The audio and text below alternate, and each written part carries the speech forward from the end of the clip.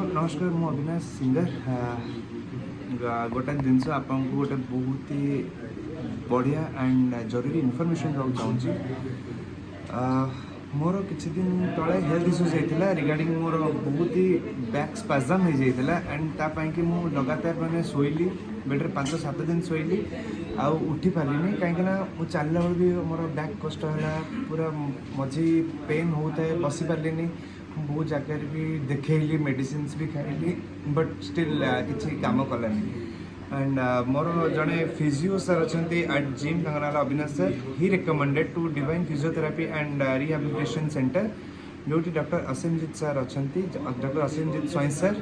जहाँकर already Instagram account रे आप देखिपे एंड सेठिकी सी रिकमेंड कले to this physiotherapy centre and मु 3टा सेशन ही सर को अंडर काम कली and sir is too good बहुत ही माने कोऑपरेटिव बहुत ही फ्रेंडली 3टी सेशन में मोर मु कहले पूरा 100% मोर बैक प्रॉब्लम क्योर हो गला एंड मु आज ये सुस्थ हो जाऊँगी सो दैट कि पुणी काली ठार पुणी स्टेज हो पारि पुणी आपण गीत गाइबी। तो thank you so much to Divine physiotherapy